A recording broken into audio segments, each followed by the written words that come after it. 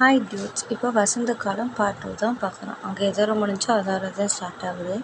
அவன் அங்கே நின்று கதை பேசிகிட்டு இருந்தான். இப்போ இங்கே வந்த பிறகு நம்ம இவங்கிட்ட க்ளவுஸை கொடுத்து சரி இந்தா இதை போடு அப்படின்னு சொல்லவும் அவனுமே அந்த க்ளவுஸை போட்டுக்கிட்டு இருக்கான். நம்ம யாங் வந்து அந்த தேயிலையா அதை வந்து ஹீட் பண்ணிக்கிட்டு இருக்கான்.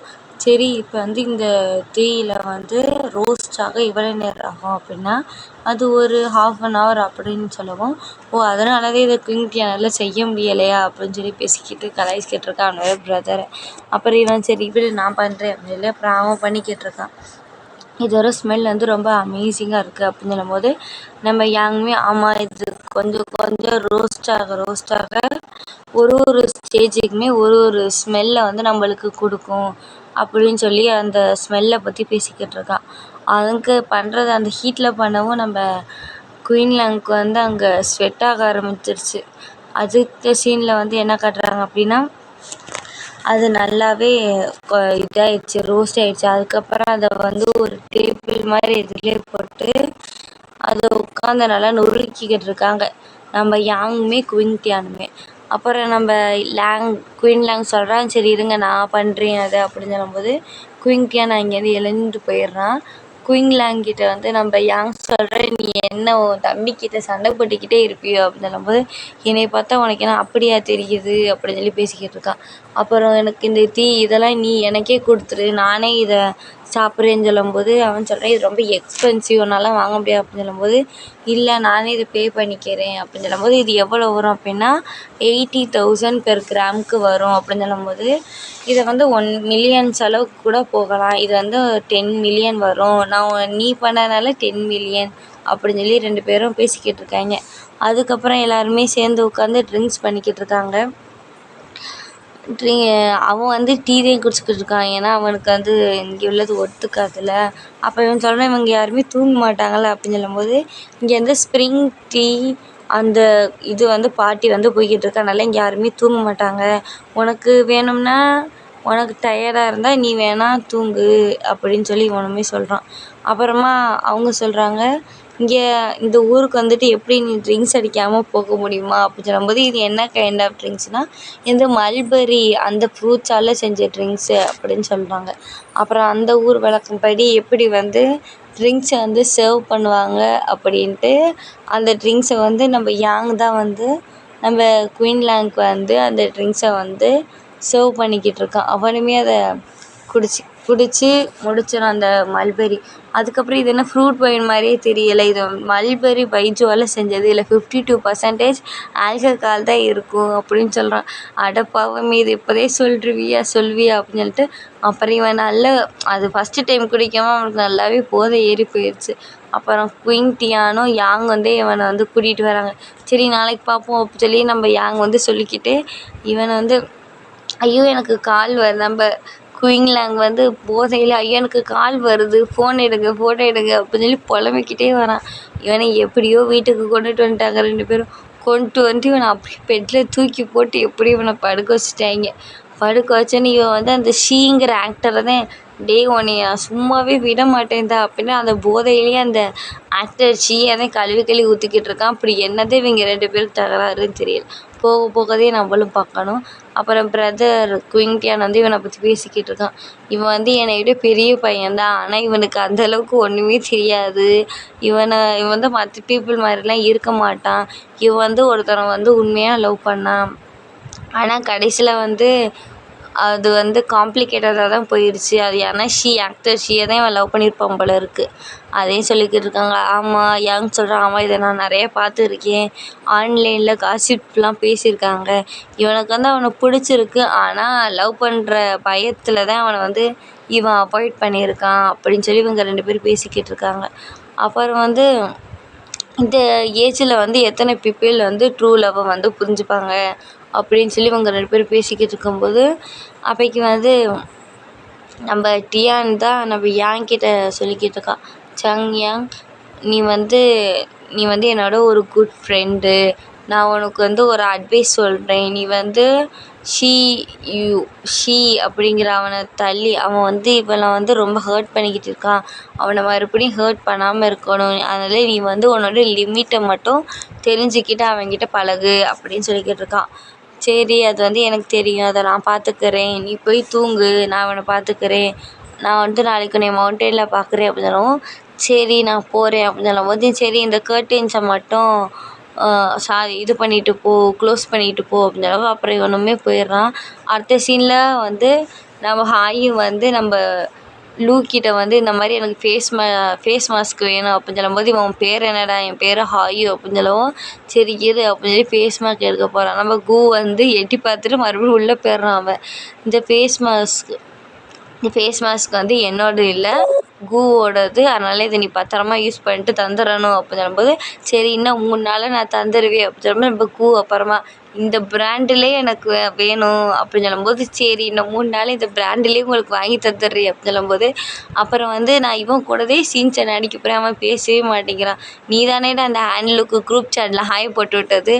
ஆமாம், ஃப்ரெண்ட்லியாக இருக்கலாமே குரூப் சாட்டில் போட்டு, பரவாயில்ல ப்ரெட்டி ஃப்ரெண்ட்லி தானே நீ அப்படின்னு சொல்லி இவனை கலாய்ச்சிட்டு கிடக்குறான் அவன். சரி அப்படின்னு சொல்லும்போது, இவன் வந்து என் மேலே உள்ள அந்த பேண்ட் சைடை நீக்கணும், அது எனக்கு தெரியாது, அது உன் பாடு அப்படின்னு சொல்லி அவன் விட்டான். இவனும் அப்படின்னு சொல்லிட்டு சரி என்னமோ அப்படின்னு சொல்லிட்டு இவனும் வந்துட்டான். அடுத்த சீன்லேயே இவங்க 2 பேரும் நடிக்க போகிற சீனில் வர ஸ்கிரிப்டவே படிச்சுக்கிட்டு இருக்காங்க. அதில் இவனுக்கு வந்து அவங்க எழுதுன ஒன்றுமே விளங்கலை போல இருக்குது. அதே உனக்கு விளங்குனுச்சான்னு இவன் கேட்டுக்கிட்டு இருக்கான். இவன் வந்து அவனோட ட்ரெஸ்ஸெல்லாம் இது பண்ணிக்கிற போது, சரி உனக்கு புரிஞ்சால் எனக்குமே சொல்லித்தாவேன் அப்படின்னு சொல்லும்போது, அவன் வந்து அந்த ஸ்கிரிப்டில் என்ன இருக்கோ அதை சொல்லி தந்துக்கிட்டு இருக்கான். சொல்லி தந்த பிறகு, என்னோட அப்பியரன்ஸை வச்சு என்னை யாருமே ஜட்ஜ் பண்ண முடியாது. இப்போ வந்து நான் ஜட்ஜ் பண்ணுறது வந்து அதுவே உண்மையாக இருக்கணும்னு ஒன்றுமே கிடையாதுல்ல. அப்புறம் அந்த காஃபியை வாங்கி குடிச்சிட்டு, இது வந்து ஒரு லோ கிரேடு காஃபியை குடிச்சிக்கிட்டு இருக்க, அந்த காஃபி மாதிரி தான் அப்படின்னு சொல்லி ஒரு எக்ஸாம்பிளை போட்டுவிட்டு அவனும் போகிறான். சரி வந்து என்ன ஒரு சாதாரண மனுஷன் மாதிரியே பேச மாட்டேங்கிறான், ஒன்றும் விளங்க மாட்டேங்குது அப்படின்னு சொல்லிட்டு அந்த காஃபியை குடிச்சிட்டு, இது என்ன லோ கிளாஸ் காஃபியா, பரவாயில்ல இருந்தாலும் இது நல்லா தானே இருக்குது அப்படின்னு சொல்லிட்டு மறுபடியும் ஸ்கிரிப்டை படிக்க போயிடுறான். அடுத்த நம்ம 2 ஹீரோதையும் காட்டுறாங்க. நம்ம யாங்கையும் அப்புறம் குயின்லாங்கையும் தான் காட்டுறாங்க. அவன் யாங் வந்து நம்ம குயின்லாங் ஃபோன்லேருந்து அவனுக்கு வந்த கமெண்ட்டு, அந்த ஸ்கெட்யூல் டு ஃபிலிம் அதெல்லாம் பார்த்துக்கிட்டு இருக்கான். அந்த கமெண்டில் அவங்களாம் சொல்லியிருப்பாங்கள்ல, இவங்க 2 பேரும் ஒரு லியோ பேட் அண்ட் கிட்டி, இவங்க 2 பேர் சேர்ந்து நடிக்க போகிறாங்க, அந்த மாதிரிலாம் சொல்லிக்கிட்டு இருந்ததெல்லாம் இவனுமே ஒன்றா அதெல்லாம் படிச்சுக்கிட்டு இருக்கான். படித்து முடித்த பிறகு, அதாவது இந்த எக்கனாமிக் இப்போ ஒரு சில ஃபேன்லாம் என்னென்ன சொல்லியிருப்பான், ஒரு சில பேருக்கு பிடிக்கும், அது ஒரு சில பேருக்கு பிடிக்காது. அந்த மாதிரி நெகட்டிவ் கமெண்ட்டு, பாசிட்டிவ் கமெண்ட் அது எல்லாத்தையுமே படிச்சுக்கிட்டு இருக்கான். அடுத்து நம்ம குயின்லாங்க்கு வந்து காலையிலேயே முழிப்பு வந்துடுச்சு. அப்பாடா இப்போயாவது முழிச்சானே அப்படின்னு சொல்லிட்டு அப்புறம் அவனு எந்திரிக்கிறான். எந்திரிச்சிட்டு, சரி இப்போ மணி எத்தனை அப்படின்னு சொல்லும்போது, இப்போ 4 மணி அப்படின்னு அவன் சொல்கிறான். 4 மணியா, நைட்டு இப்போ மத்தியானம்டா அப்படின்னு சொல்லும்போது, நைட்டு தூங்கி இப்போ அவன் சொல்கிறான், நேற்றுக்கு நைட்டு தூங்குனேன், நான் இப்போ தான் எந்திரிக்கிறேனா. ஆமாம், உனக்கு ட்ரிங்க்ஸ் அடிச்சனதே ஒன்றும் விளங்கலையே. ஆமாம் இன்றைக்கி நான் ட்ரிங்க்ஸ் அடித்தனோ, ஆமாம் அப்படின்னு சொல்லிட்டு 2 பேரும் பேசிக்கிட்டு இருக்காங்க. சரி இது என்ன என் கையில் சுற்றிக்கிட்டு இருக்கிறது, இன்னும் நீ கூட்டிகிட்டு வர்றதுக்கு தானே அதை போட்டு கூட்டிகிட்டு வந்தேன், இப்போ பரவாயில்ல அப்படின்னு சொல்லும்போது, சரி இப்போ பரவாயில்ல அப்படின்னு இவனும் சொல்கிறான். சரி நீ வேணால் கொஞ்சம் நேரம் ரெஸ்ட் எடுக்கலாம்ல அப்படின்னு இவன் கேட்கும்போது, ஆமாம் அதுதான் நானும் பட போகிறேன் அப்படின்னு சொல்லிட்டு, நான் இன்னும் கொஞ்சம் நேரம் தூங்க போகிறேன் அப்படின்னு சொல்லிட்டு மறுபடியும் அவன் தூங்க போயிடுறான். இவனும் சரி என்னமோ பண்ணி தொலை அப்படின்னு சொல்லிட்டு அவனுமே அங்கேருந்து சரி அப்படின்னு சொல்லிட்டு அவனுமே அங்கேருந்து கிளம்பிடுறான். அப்புறமா அடுத்த சீனில் வந்து என்ன பண்ணுறாங்கன்னா, இவன் போன பிறகு இவன் என்ன பண்ணுறான், இவன் படுக்கவே இல்லை, மறுபடியும் எந்திரிச்சு உட்காந்துட்டு இவன் போயிட்டானா அப்படின்னு சொல்லி பார்க்குறான். மறுபடியும் இவன் வரவும் விறுவிறுன்னு விழுந்தடிச்சு மறுபடியும் படுத்துடுறான். அப்புறம் இவன் மறுபடியும் வரான். இவனுக்கு வந்து இந்த ஷோல்டரில், ஏன்னா இவன் வந்து இப்போ ஃபஸ்ட்டு டைம் வந்து அந்த டீ வந்து இது ரோஸ்ட்டு பண்ணுறது பண்ணால, அதனால இவனுக்கு வந்து ஷோல்டர் பெயின் ஆகிருக்கும் போல இருக்குது. அதனால் சரி இவனுக்கு அந்த ஷோல்டர் பெயினுக்காக மசாஜ் பண்ணிடலாமேன்னு வந்திருப்பானா. இவன் திடீர்னு என்ன பண்ணுற அப்படின்னு சொல்லும்போது, அட உனக்கு மசாஜ் பண்ண தான்டா வந்தேன், நீ தானே கை வலிக்குன்னு சொல்லிக்கிட்டு இருக்க. ஆமாம் ஃபஸ்ட்டு டைம் வந்து இந்த அந்த டீ ரோஸ்ட் பண்ணனால தான் உனக்கு இந்த மாதிரி அப்படின்னு சொல்லும்போது, சரி பரவாயில்ல அப்படின்னு சொல்லிட்டு அப்புறம் அவனும் ஒத்துக்கிறான். சரி பண்ணி தொலை என்ன பண்ணுறது அப்படின்னு சொல்லிட்டு அப்புறம் அவனுமே இவனுக்கு மசாஜ் எல்லாம் பண்ணிக்கிட்டு இருக்கான். அந்த டீ அங்கே டீ தானே ஃபேமஸ், அங்கே நிறைய டீ தானே டீ தேயிலை அது தானே கிடைக்கும். அதால் செஞ்ச ஒரு ஆயிலை தான் அவனுக்குமே தடவுறான். ஆத்தா வலிக்குது அப்படின்னு சொல்லலாம். அப்புறம் இவனும் சரி நான் மெதுவாக பண்ணிட்டேன் அப்படின்னு சொல்லிட்டு அப்புறம் மெதுவாக பண்ணிக்கிட்டு இருக்கானா. அப்போ இவன் கேட்குறான், இதெல்லாம் அவனுக்கு இங்கே ஏன் அப்படி அவனே இவனுக்காக சரி வலிக்கக்கூடாதுன்னு மெதுவாக அந்த மசாஜ் பண்ணிட்டு இருக்கும்போது இவன் இந்த டெக்னிக்லாம் உனக்கு இங்கே யார் சொல்லி கொடுத்தது அப்படின்னு சொல்லும்போது, நான் ஒரு தடவை இங்கே ஒரு கடைசி உல்ஃபை வந்து காப்பாற்றினேன் அதுதான் சொல்லி அதுலேருந்து எனக்கு தெரியும் அப்படின்னு சொல்லும்போது, அப்போ நீ என்ன கரடியை தான் காப்பாற்ற? ஆமாம் அதையும் காப்பாற்றிருக்கு என்னதுன்னு எதிர்த்தவன் சும்மா சொன்னி படுறா அப்படின்னு சொல்லும்போது, சரி அந்த லாஸ்ட் உல்ஃப்னா என்ன அப்படின்னா, அந்த மாதிரி ஃபஸ்ட்டு டைம் வந்து இந்த உல்ஃபெல்லாம் இருக்குல்ல அதெல்லாம் வந்து இந்த பால்ட்ரியில் உள்ள இதெல்லாம் சாப்பாடெலாம் சாப்பிட வந்திருக்குமா. அப்போ அங்கே உள்ள ஓனர் வந்து என்ன பண்ணியிருப்பாருன்னா, அந்த சாப்பாடில் வந்து பாய்சனை கலந்துருவாராம். அந்த உல்ஃபுக்கு அதில் பாய்சன் இருக்குதுன்னு தெரியாதுல்ல. அது எப்பவும் போல் அந்த பால்ட்ரியில் வந்து அந்த சாப்பாடை வந்து சாப்பிடும்போது அந்த பாய்சன் ஏரியா சாகிற நிலைமையில் இருந்துச்சாம். அப்போ வந்து இவன் என்ன பண்ணியிருப்பான்னா, அந்த இது இருக்குல்ல அந்த ஆயில் அந்த டீ ஆயிலை வந்து அதுக்கு கொடுக்கவும் அந்த பாய்சன் இருக்குல்ல அது கொஞ்சம் டிஸ்ட்ராக்ட் ஆகிருக்குமா. அதனால அந்த உல்ஃபுமே பொழைச்சிருக்கும். அதை நான் கூட மறுபடியும் பார்க்க மாட்டேன்னு நினச்சனாலதே அதுக்கு லாஸ்ட்டு உல்ஃபுன்னே நானும் பேர் வச்சேன் அப்படிலாம். இந்த மாதிரி அது கஷ்டப்பட்டு அதை எப்படிலாம் காப்பாற்றினேன் அந்த ஃபாரஸ்ட்டில் அப்படின்னு அதெல்லாம் ஒன்றா சொல்லிக்கிட்டு இருக்கான். அடுத்த சீனில் இவனால் ட்ரோன்ஸ் வச்சு இவன் நோண்டிக்கிட்டு இருக்கும்போது இவன் வந்து குயிங்டியான் பிளேஸ் அந்த ட்ரோனை விட்டது ட்ரோனை ஏன் நீ விடலை அப்படின்னு சொல்லி அவங்க 2 பேரும் அந்த ட்ரோன் பற்றி பேசிக்கிட்டு இருக்கும்போது, சரி நேற்றுக்கு இந்த ட்ரோனை ஏன் நீ கொண்டுட்டு வரல? ஏன்னா அதை நான் சன்ரைஸ் பார்க்குறதுக்கு கொண்டுட்டு போகலாம்னு நினச்சேன்.